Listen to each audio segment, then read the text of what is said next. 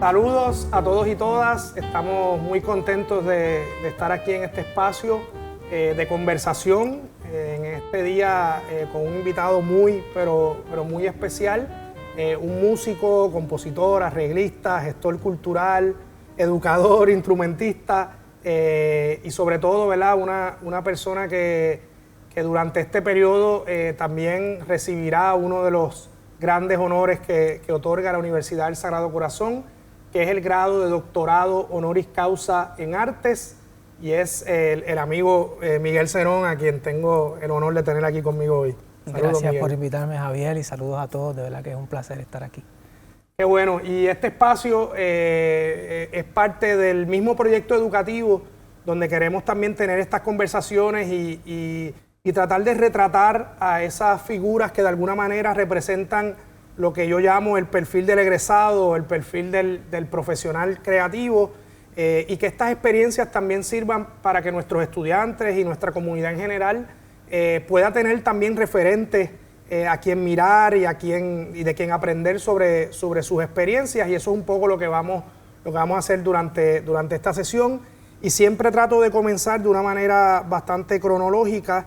Y quería saber, Miguel, cómo conectas con la música y cómo son esos primeros pasos dentro de la música. Pues mira, yo no tengo músicos profesionales en mi familia, no crecí con músicos alrededor mío. Me atraía la música desde pequeño, igual que me atraían muchas otras cosas, para serte honesto. En algún momento durante la escuela elemental, yo me crié aquí en el residencial Luis Llorén Torres, y en la escuela elemental teníamos un maestro de música, como en muchas escuelas, ¿no? Y pues había un coro y había él nos enseñó pues tocar la flauta dulce y tal, es lo normal. Pero él vio un interés en mí que quizás iba por encima de lo normal, ¿no?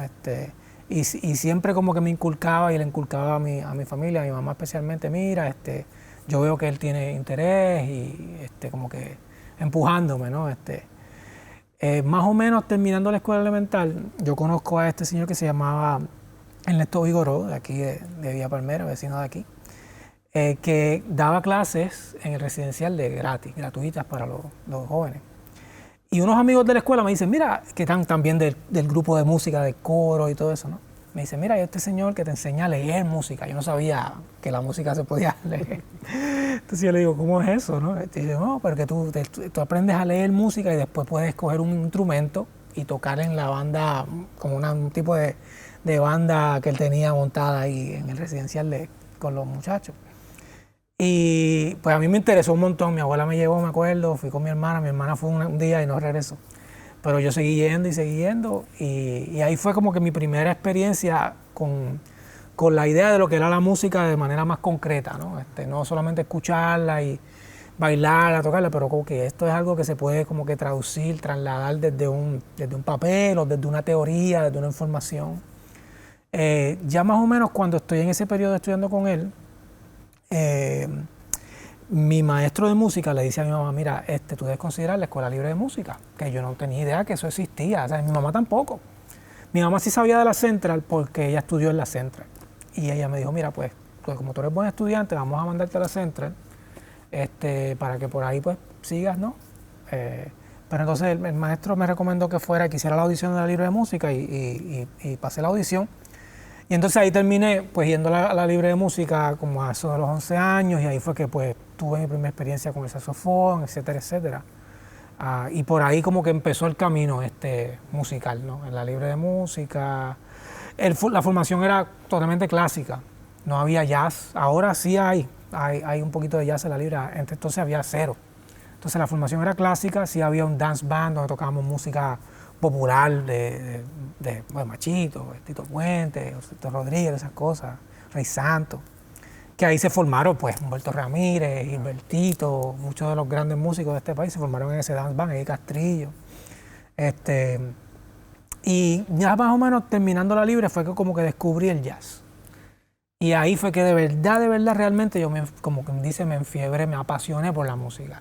Anterior a eso como que me gustaba, pero era como que ok, Era como más, yo lo consideraba como que voy a seguir una carrera por otro lado y como que siempre tengo la música como para... Es en ese momento que tú, porque esa era mi próxima pregunta, es en ese momento en que tú dices, yo voy a dedicarme a la música. Más o menos. No fue inmediato, pero definitivamente en ese momento como que me empecé...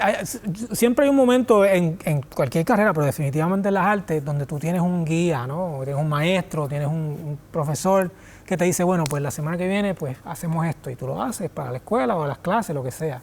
Pero hay un momento que tú te separas de eso y lo haces, pero a paralelo dices, yo también quiero hacer esto por mi cuenta, sin que nadie me diga que lo tengo que hacer. Y ese fue el momento. Al descubrir el jazz yo dije, pero yo no estoy estudiando jazz, pero yo quiero aprenderlo.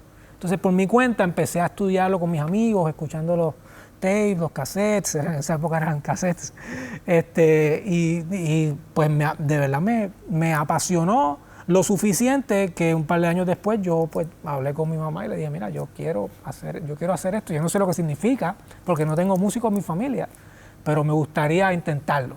Y por ahí pues empezó un camino arduo, pero eventualmente bastante bonito. Tú entonces formalmente haces bachillerato y maestría, ¿fue bastante corrido? No fue corrido. Yo termino en la Libre en el 94. Yo pues en ese momento pues ahí estaba tomando esta decisión. Yo ya estaba encaminado a una carrera de las ciencias naturales y ya estaba inclusive admitido a la Universidad del Colegio del Recinto de Mayagüez para estudiar ingeniería. Pero a última hora yo digo, mira, no, yo quiero probar esto, ¿no? Y pues para mi familia fue, por no decirte más, un balde de agua fría, porque ellos decían, pero ¿cómo funciona eso de la música? ¿Qué carrera? ¿Sabes? ¿Cómo funciona? ¿No? Pero nadie sabía, Y entonces yo quería irme a Estados Unidos a estudiar, porque aquí pues no había formación de jazz en ese momento tampoco, aunque ahora existe, pues en el conservatorio, en la Inter, ¿no? Cuando yo termino la Libre, entonces empezamos a ver cómo yo puedo pues irme a Berkeley, que era donde yo quería ir. Y era imposible para mi familia, literalmente imposible. Inclusive con préstamos, mi mamá me dijo, mira, no se puede. Entonces pues yo digo, ok, pues yo lo que voy a hacer es que voy a quedar aquí y en vez de irme para Mayagüez, voy a empezar pues estuve un semestre en el conservatorio, otro semestre en otro lado, como que, más o menos como que matando el tiempo en lo que funcionaba la cosa. Y en ese proceso viene Berkeley en Puerto Rico, claro, que fue en el 95. El primer año de Berkeley en Puerto Rico. Y entonces ahí me dan una beca que era pequeña, pero con esa beca y otras cositas y otros ahorros que había ahorrado durante ese periodo, ya desde los 15 años yo tocaba profesionalmente, tocaba salsa, merengue, pop, todo lo que hubiera, ¿no? Entonces yo pues ahorraba mi dinero y llegó un momento que yo dije, bueno, ya, tengo suficiente, ya, es el momento. Pero pasó un año y medio entre que yo me gradué de la escuela y me pude ir en la primavera del 96. Y ahí cuando voy a Berkeley, termino Berkeley, hago mi bachillerato y corrido hago mi maestría en Manhattan School of Music de Nueva York y desde entonces estoy en Nueva York. Yo me mudé en el 98, desde entonces. Esos primeros, quería preguntarte sobre esos primeros trabajos, esas primeras grabaciones que hiciste, ¿verdad?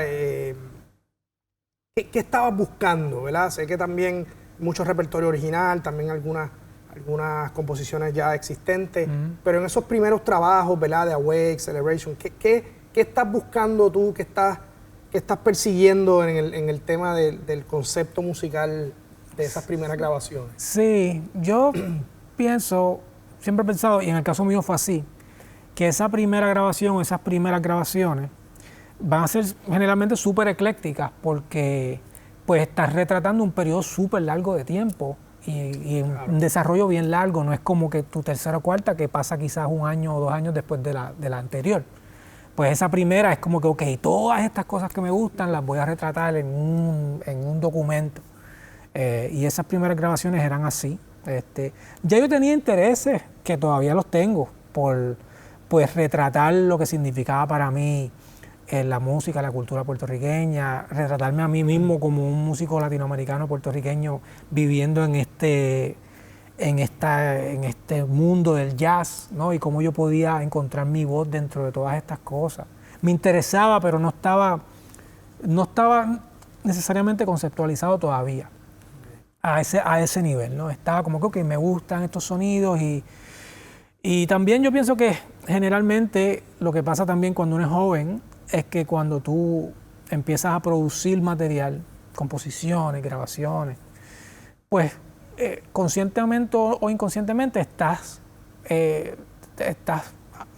imitando cosas que te gustan y estás tratando de capturar el espíritu de esas cosas. Si tú eres saxofonista y te gusta Charlie Parker o te gusta John Coltrane, pues tú estás tratando de capturar eso en tu música o en lo que estás haciendo, ¿no? En tu manera de tocar o en tus composiciones. Y en mi caso era así, pues yo pues trataba de capturar todas las cosas que me gustaban y cristalizarlas en una composición o una manera de tocar. Y en ese momento, como te digo, había tantas cosas que yo sentía que tenía que decir que pude haber hecho 3 discos de una vez, porque era como que, pero entonces traté como de retratarlo un concepto, una idea. Y esa idea inicial que después se fue formalizando, y lo que lo formalizó fue como que identificar como un tipo de proceso, como yo decir, bueno, este es el sistema, el proceso que me funciona a mí. El que me funciona a mí es identificar un tema o algo que me interesa, pasar por un proceso de investigación y de ese proceso de investigación extraer elementos que ya sea van directamente a lo musical o se pueden traducir a lo musical. Y entonces los proyectos que vinieron después, como Esta Plena, como El Maestro, etcétera, ya estaban totalmente formalizados. Yo decía, este es el tema, esta es la investigación, de la investigación salen estos elementos y los elementos pues dan raíz a la música. Qué bueno, porque por ahí mismo iba y yo creo que, de hecho, en esos primeros trabajos, yo creo que Jíbaro también quizás... Claro, Jíbaro es posiblemente el primero de eso. Primero que, sí. Pero cuando miras hacia atrás, ya tú tenías Pequeña Serenata Diurna, claro, sí. Ya tú tenías esa versión del Necio, el arreglo de Oye Cómo Va, que también después grabó Paoli en Mi Tambor. O sea, ahí habían como unas pinceladas de cómo agarrar un trabajo, ¿verdad? Claro. Me imagino que desmenuzarlo. Pero Jíbaro, tratando de pensar en Jíbaro, que después en Esta Plena, y por ahí sigue todo ese concepto de también, yo diría que de alguna manera valorar y reinterpretar el patrimonio musical de este país. ¿De dónde sale, por dar un ejemplo, ese proceso de Jíbaro? Pues mira, todos esos proyectos salen, honestamente, primero de una curiosidad personal mía de meterme dentro de un tema que, para mi gusto, conozco de una manera bastante superficial, ¿no? Yo siempre me sentí, no siempre, no, pero cuando me mudé a los Estados Unidos y me metí bien de lleno en el jazz, eventualmente me di cuenta que yo sabía más de jazz que de música puertorriqueña. Porque aunque crecí aquí y la podía reconocer de melodías y ritmos, pues no podía hablarte de una referencia histórica, no podía decirte terminología, ese tipo de cosas. No sabía, pues no tenía esa información. Entonces, pues parte de eso yo dije, ok, pues yo me hice la tarea de pues, irme por ese lado. Yo necesito estudiar estas cosas. Y entonces me empezaron a interesar temas y mientras me metía yo decía, wow, pero es que esto es bien profundo y en términos de información y en términos de todas estas cosas. Y también, y creo que esto lo mencioné más temprano, era también una manera de yo, como músico puertorriqueño viviendo en los Estados Unidos, crear un tipo de puente invisible para reconectar con la idea de lo que significaba la idea de la puertorriqueñidad, de lo que significaba eso para mí. Que cuando yo vivía aquí, yo ni siquiera lo pensaba, obviamente, pero estando allá me lo empiezo a cuestionar. ¿Qué significa eso para mí? ¿Sabes? ¿Cómo yo me relaciono con eso? ¿Cómo se puede eso materializar mediante mi expresión artística? Y entonces todos esos proyectos básicamente son eso. Son parte curiosidad por aprender más, por tener más información sobre un tema, porque me siento con la responsabilidad de saberlo, como artista, como puertorriqueño. Y también está utilizando eso como tipo de muleta para conectarme con mi país. Vamos a hacer una pequeña pausa y regresamos con la conversación.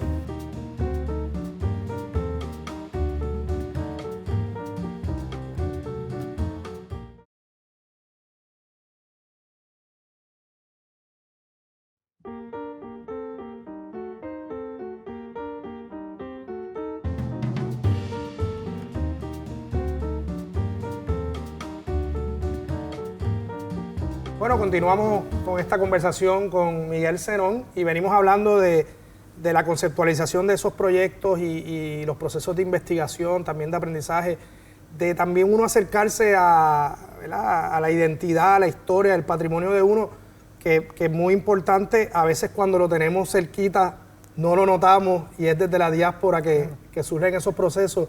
Te quería preguntar y vamos a hablar quizás de hasta ese referente, 2005, 2006, 2007. ¿Quiénes eran tus referentes principales musicales en cualquier área? Sí, claro, no, pues te tengo que mencionar, mi primer referente como saxofonista de jazz fue Charlie Parker y todavía es mi referente, ¿no? Y por ahí otros artistas que se consideran pues legendarios del género del jazz, John Coltrane, Miles Davis, Sonny Rollins, Duke Ellington, Thelonious Monk, etcétera, etcétera, ¿no? Y te menciono específicamente artistas del género del jazz, aunque también hay artistas de otros géneros que me han influenciado muchísimo, porque esa fue mi puerta real a la música, a la música como carrera, como vida, ¿no? Pero también te tengo que mencionar, en mi época de estudiante de escuela superior de la universidad, yo descubro ahí empiezo a entender la idea del jazz en combinación con otras cosas, ¿no? El tipo fusionado. Y descubro pues la música de músicos como Paquito de Rivera o Arturo Sandoval o Chucho Valdés, o etcétera, etcétera, ¿no? Muchos de ellos, también todos ellos increíbles y súper influentes todavía. Pero específicamente tengo que mencionar a David Sánchez y tengo que mencionar a Danilo Pérez, el pianista panameño. Ambos increíbles músicos y por suerte digo ahora mismo que además de ser mis mentores, son buenos amigos míos, o sea, tenemos una amistad cercana. Pero en ese momento yo sentía que la música de ellos era de todas esas fusiones a las que me hablaba más claro, porque yo sentía que ahí estaba el balance que yo estaba buscando entre la tradición del jazz y tradiciones que venían más del mundo de nosotros, ¿no? Latinoamericano, caribeño.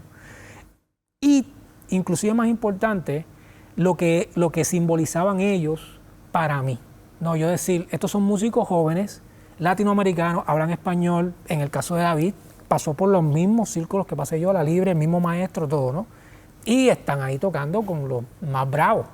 Entonces para mí era decir, ok, es una posibilidad real que se puede lograr, viniendo de donde vengo yo. Entonces, en ese sentido, ellos significaban eso, esa posibilidad de lo que podía hacer. Claro. No solo musicalmente, pero también en términos de lo que se podía lograr como músico latinoamericano dentro de un ámbito jazzístico. Ya.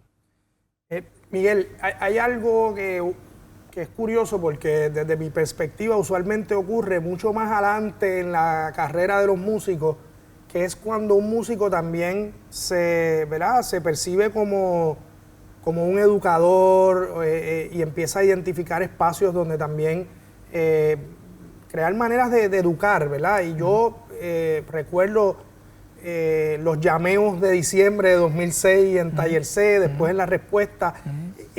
Ya en esa etapa tú estabas muy consciente de la importancia de crear esos espacios para los músicos jóvenes y un poco más adelante surge el proyecto de Caravana Cultural, que para mí es un proyecto, ¿verdad?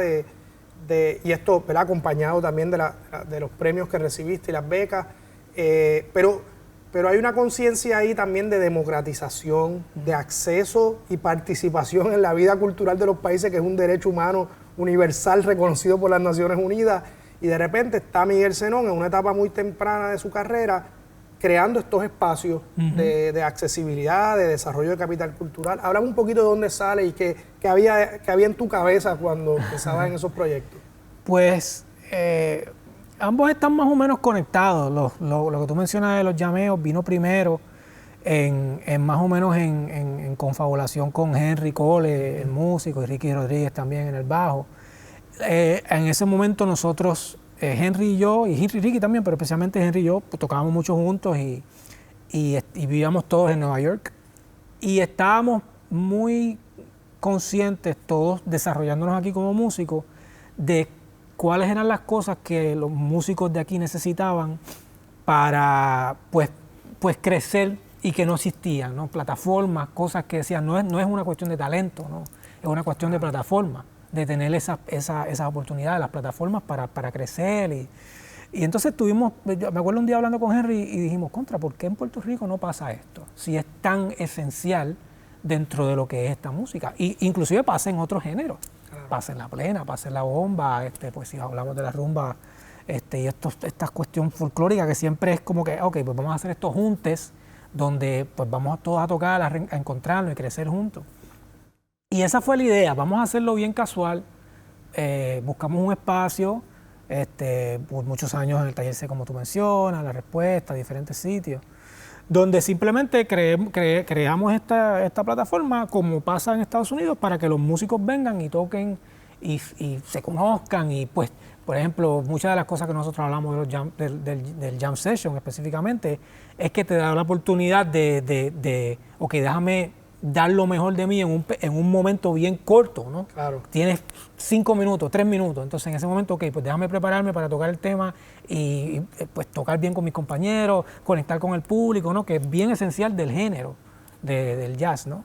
Y esa fue la idea desde el principio, como que crear esa plataforma de la cual han salido muchísimos de los grandes músicos jóvenes y no tan jóvenes que todavía están en el país. Y Caravana Cultural vino más o menos por ahí era un poquito más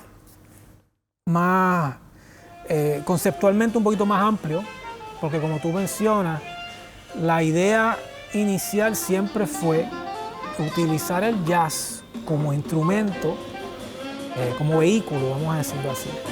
Pero la idea general era, ok, vamos a predicar el mensaje de que pues, la actividad cultural es esencial para cualquier sociedad. Es esencial, como tú bien mencionaste. Y no solo eso, sino que debe estar accesible para todo el mundo. Y mucho de lo que yo notaba que pasaba con esta música, el jazz específicamente, era que tenía como un público bien selecto. Y que siempre se le estaba llevando a la misma gente en términos de acceso, en términos de dónde se presenta, ese tipo de cosas, ¿no? No solo aquí, sino que en todos lados, en muchos lados, ¿no? Y la idea fue esta, mira, vamos a presentar estos conciertos no como conciertos de jazz, simplemente como actividades culturales que se llevan directamente a la comunidad. O sea, la gente no tiene que viajar, no tiene que salir de su entorno. Van al pueblo al lado o caminan un par de pasos a la escuela, al teatro de la escuela, lo que sea. Y el domingo por la tarde hay un evento y vengan los que quieran venir y vengan y participen, ¿no? Esa siempre fue la idea. Y por ahí se fue después formalizando que pues vamos a decir que cada evento va a estar identificado con un artista de jazz específico, pues ahí entra un elemento educativo donde se le enseña a la gente quién es Miles Davis, quién es Charlie Parker, qué hicieron. Se les habla sobre improvisación, qué es eso, qué significa, qué es la improvisación de jazz versus la improvisación en la música jíbara o en la plena, cuál es la diferencia. Hablamos de lenguaje, idioma, ¿no? Musical, todo ese tipo de cosas. Todos los conciertos pues se presentaban de que yo considero de los grandes músicos del jazz actual, pues venían a Puerto Rico específicamente para esos conciertos. Y yo pienso que el elemento más importante era involucrar jóvenes de la comunidad para que tocaran con nosotros. Porque ahí la idea era, ok, vamos a ir a este sitio, pero no queremos ser una nave extraterrestre que simplemente aterrice, tocamos y nos vamos. Vamos a este sitio, pero lo hacemos en colaboración con la comunidad, con el maestro de música, con los jóvenes, con la gente que nos ayuda a organizar las cosas del teatro. Entonces, pues se convirtió en eso, ¿no? Esa idea de que nosotros traemos esta actividad en colaboración con la comunidad, los jóvenes tocan un tema, entonces la gente va al concierto y ven a su vecino, ven a su sobrino tocando con nosotros y se convierte en una cosa pues colaborativa.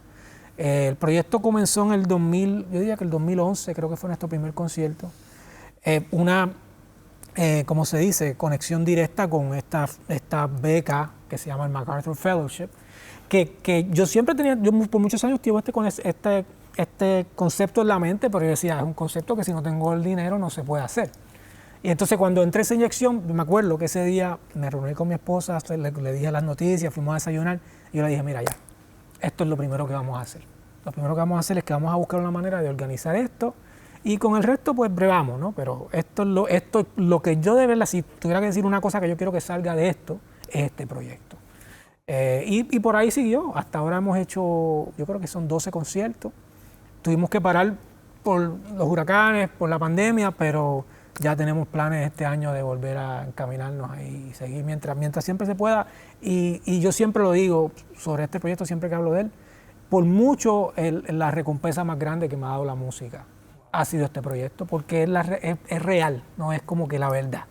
No tiene que ver con vender taquilla, no es una cuestión de un producto, es simplemente que tú puedes comunicar a la música a un público que no ni siquiera viene a escucharte a ti, viene a una actividad. Entonces, cómo tú puedes utilizar la música para conectar con esa gente y crear una actividad, una experiencia donde salen las cosas de los dos lados, ese tipo de cosas. Tremendo. Quiero volver otra vez a las grabaciones. Y hay algo yo no sé cómo tú lo ves, pero me gustaría tu opinión, por ejemplo, un trabajo como sonero, donde tú vas a... O sea, yo pienso que ahí hay como yo lo veo un ejercicio también de dignificar o de valorar o de visibilizar un repertorio popular.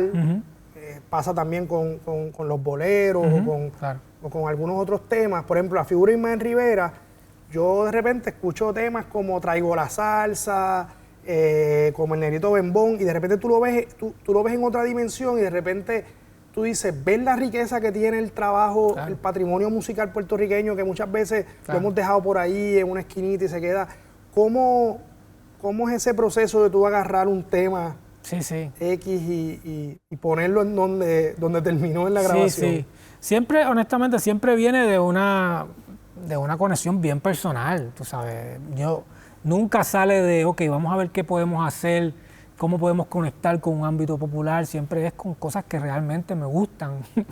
Y entonces pues yo digo, déjame ver cómo yo puedo, ese proyecto de Ismael yo lo tengo desde muchos años en la cabeza, cómo yo puedo llegar a un momento donde yo pueda hacer eso. Pero también como que te mencioné ahorita, hay un doble nivel de responsabilidad, ¿no? Primero, mi responsabilidad con conocer realmente lo que es esta música, adentrarme dentro de la cuestión musical, histórica, de desarrollo de este artista en particular o de un género en particular, como el caso de Ismael o el caso del repertorio del cancionero puertorriqueño, etcétera, etcétera. Pero también esta responsabilidad como latinoamericano y puertorriqueño de llevarle este repertorio a gente que por ahí no lo conocen, o que no lo conocen a ese nivel de profundidad, ¿no? Porque por ahí Ismael Rivera, pues en Puerto Rico, Panamá y el ámbito caribeño y el norte de Sudamérica es súper conocido, pero por ahí si vas a España nadie sabe quién es. O por ahí inclusive si vas a Cuba, muchos músicos jóvenes nunca han escuchado su nombre. Entonces tú te quedas como que ok. Pero a la misma vez está este nivel de responsabilidad de decir ok, yo estoy trabajando este proyecto y estoy construyendo esta idea, conectando yo mismo personalmente con ella, pero también como que llevándoselo a otras personas, la responsabilidad de como que pasarlo para adelante, ¿no? Llevárselo a un público que por ahí de otra manera no lo hubiera podido encontrar. Hay una serie de proyectos que yo creo que cogen eso, ¿verdad? Esa conceptualización y la llevan a otro nivel, porque lo siento como proyectos que tienen intersecciones con otras disciplinas. Ya no es la música en sí, sino ahora tienes intersecciones con la literatura, como en el caso de Rayuela, con el tema de la sociología, en el caso de Identities Are Changeable. Inclusive Yo Soy la Tradición, con todo el tema del folclore y de los estudios culturales. ¿Cómo se dan eso? ¿En qué momento tú dices que quieres estar un proyecto que no viene exclusivamente de la música? Claro. Yo honestamente no lo veo tan desconectado en términos del proceso a algo como esta plena, por ejemplo, o proyectos que son donde la raíz es netamente musical, ¿no? Yo estoy yendo a una raíz musical y estoy extrayendo elementos para transformarlo, quizá ponerlo en un vehículo que sea más jazzístico. En el caso de estos proyectos, como tú bien mencionas, el elemento principal de los proyectos no es necesariamente musical, o en muchos casos no es nada musical. Pero sí es un proyecto que es un tema que me interesa, por una razón u otra. Y entonces ahí lo que entra es cómo tú vas a trasladar esa información, ese proyecto que mencioné antes, que es el proceso de investigación, ¿no? Pues déjame meterme cuando yo investigo sobre plena, música jíbara, pues traigo elementos musicales, pero cuando investigo sobre identidad nacional, por ejemplo, pues quizás no hay un elemento netamente musical. Entonces, ¿cómo tú lo trasladas? Y entonces ahí hay como un paso más, ese paso de la traducción. Cómo tú traduces eso a elementos musicales, a ritmo, armonía, melodía, forma.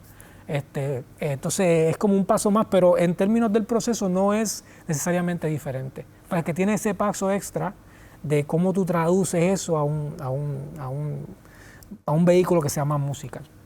Qué bien. Vámonos a una pausa y regresamos con la última parte de la entrevista.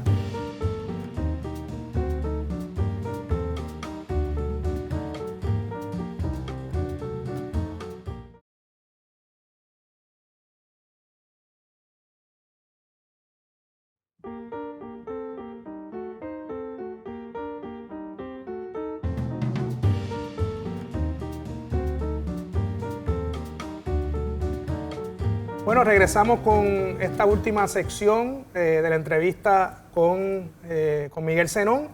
Y Miguel, aprovechando que mencionas esta plena, no quería perder el momento para hablar de nuestro querido Tito Matos. Y pienso que este es un caso en el cual tuviste en el proceso quizás a esa figura representativa del género, ¿verdad? Claro. Maelo, pues obviamente pues no estaba, pero aquí estaba Tito. ¿Cómo fue ese proceso y cómo es ese rol de Tito también en ese...? Sí, no, el rol de Tito es literalmente central en ese proyecto. Es casi como si el proyecto fuera de Tito, honestamente. Primero que nada, la idea del proyecto nace de experiencias que estaban literalmente conectadas a pues, las fiestas de Tito en la casa, los plenazos, y ahí es que, aunque bueno, la plena obviamente es un elemento que es casi, que está en todos lados, ¿no? Aquí en la cultura popular de Puerto Rico, pero ahí fue que yo empecé yo mismo a pensar en esta idea de la omnipresencia de la plena y pensar la plena más allá de lo musical, ¿no? De lo qué significa eso para nosotros, como puertorriqueños, como en términos de la expresividad, de la cultura.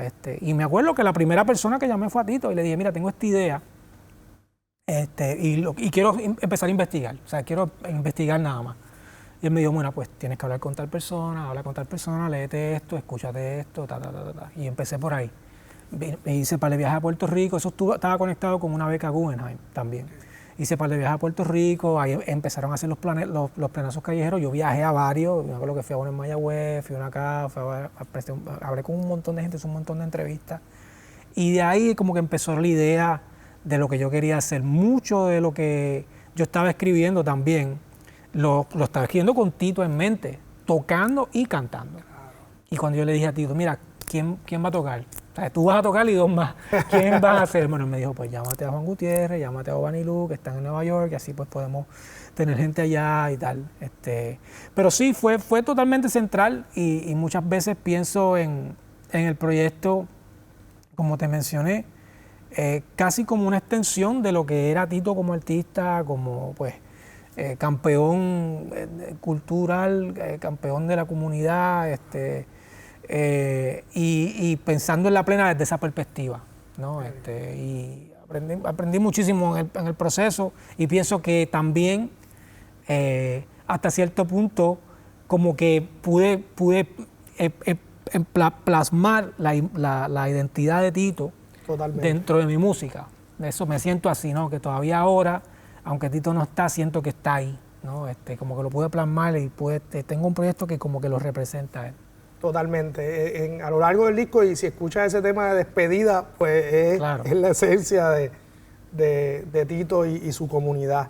Miguel, hablando de comunidad, ya entrando quizás nosotros obviamente formamos artistas profesionales del arte, y habría muchas cosas de las cuales hablar, pero por ejemplo, tú has sido muy consistente, por ejemplo, con los músicos que colaboran contigo, tienes un núcleo también bien consistente, a la misma vez colaboras con artistas de distintos países, viajas mucho, pones a la gente a tocar, ¿verdad? En cortos periodos de tiempo. ¿Cuán importante o qué me podrías comentar sobre ese proceso de las relaciones personales en la música? Sí, es muy importante, tú sabes. Yo pienso que especialmente este tipo de música, no solo el jazz, pero la música que está bien enfocada en la creatividad, ¿no? Donde se está bien centrada en reflejar la personalidad de los músicos, ¿no? Es bien importante la conexión, ¿no? Es música que no se puede, es bien difícil hacerla solo, ¿no? Es una música bien de comunidad, de junte, de tener unos núcleos que como que funcionen. Y yo siempre he sentido que es importante para mí como que encontrar personalidades que como que yo sienta que son el tipo de vehículo para lo que yo quiero decir, ya sea músicos, ya sea agrupaciones, ya sea colaboraciones con otros compositores, otros instrumentistas, pero sentirme que no es, que va más allá de la música, obviamente entras en lo personal, pero también hay una cuestión, y aquí te lo menciono específicamente más, específicamente en términos de la gente que trabaja por mucho tiempo, como el caso de Henry o como Luis Perdomo, etcétera, que hay una conexión donde yo siento que como que pensamos en la música de una manera bien similar, ¿no? En términos de lo que queremos hacer, cuál es el mensaje que queremos llevar, nuestras raíces musicales son similares, entonces pues yo me siento que con ese tipo de músico como que tengo que explicar bien poco, ¿no? Es como que mira, esto es lo que vamos a hacer y ya esos músicos buscan una manera de conectar. Y cuando tú encuentras músicos así es suerte hasta cierto punto, porque podrías estar toda la vida y nunca encontrarlo.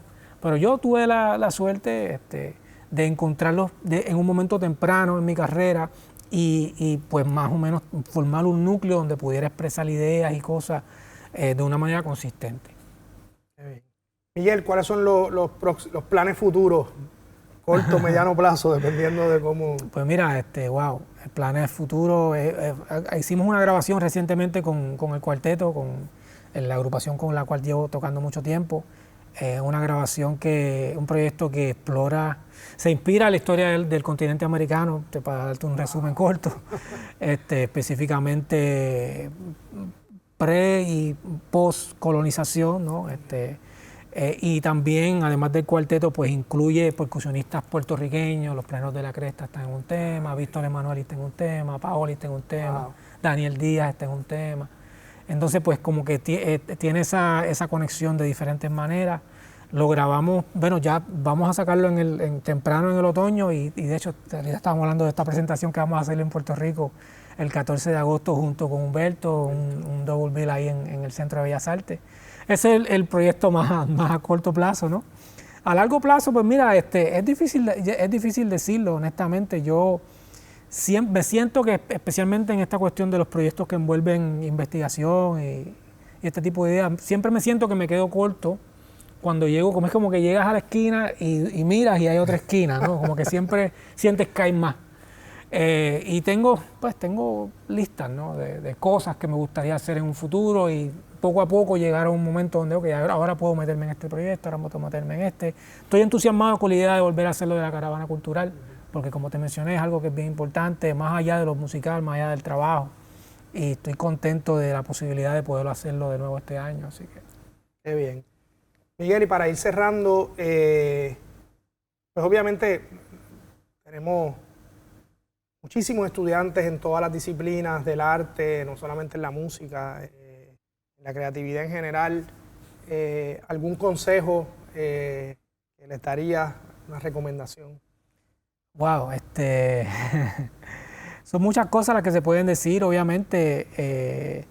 Yo pienso que la vida del artista es una vida que es bien, ¿cómo te digo? Te puede dar mucho a cambio, te puede dar mucho a cambio de lo que estás dejando, pero también te pide mucho esfuerzo, te pide mucha fe, por no decir otra palabra, ¿no? Mucha confianza. Yo generalmente lo pienso así, digo, trazar unas metas claras de lo que queremos hacer, mientras más pronto mejor. y con metas a largo y a corto plazo. Trazar planes y crear equipos que nos ayuden a llegar a esas metas, ¿no? Ya sean agrupaciones, equipos más de producción, de negocio, ese tipo de cosas. Y mantenerse organizado y enfocado. Para mí, si yo te fuera a dar una cosa que yo siento que me ha ayudado a mí personalmente, es esto. Pensar siempre las cosas con antelación, planear con antelación, estar preparado lo mejor que se pueda para cualquier oportunidad, para que cuando esa oportunidad aparezca, y sabemos que como artistas a veces no sabemos cuál va a ser ese momento, pero para cuando esa oportunidad aparezca, poder estar 150%, ¿no? Dar lo mejor que se puede dar en ese momento. Y yo siento que la responsabilidad del artista es esa, prepararte tú, ¿no? Prepararte tú para que cuando aparezca la oportunidad, poder dar lo mejor. Bueno, estupendo. Muchas gracias, Miguel. Siempre admirando tu trabajo y tu gesta musical y cultural. Y con esto nos despedimos y agradecidos de este tiempo. Y ahí tenemos un ejemplo de éxito, ¿verdad? Y de cómo navegar el hermoso mundo del arte y la música.